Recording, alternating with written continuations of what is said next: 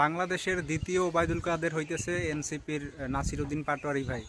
মানে সে সব সময় বিএনপি এটা করছে, বিএনপি মরে যাবে, এই করবে সেই করবে। ভাই এইভাবে কথা বললে, শত্রুতা না কইরা মিলেমিশে রাজনীতি করেন, মানে সুন্দরভাবে।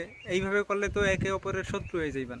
তাইলে আপনারা মারামারি করবেন সেইখানে, মানে আমরা তো দেখি যে রাস্তায় বয়ে দুই দল মারামারি করে আর সেইখানে পথচারী মারা যায়, ঠিক আছে?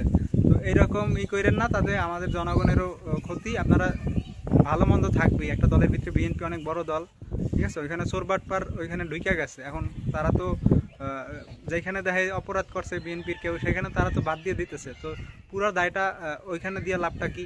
আর এনসিপি নতুন দল, সেইখানেও তো অনেক লোক বাদ দিচ্ছেন, অনেক লোক মানে দল থেকে বাদ দিচ্ছেন অপরাধ পেয়ে বা বিভিন্ন বিভিন্ন অপরাধে জড়িত দেখা। এনসিপি থেকেও তো অনেক অনেক লোক বাদ দিচ্ছেন। তাইলে শুধু শুধু বিএনপির দোষ দিয়ে লাভ কি?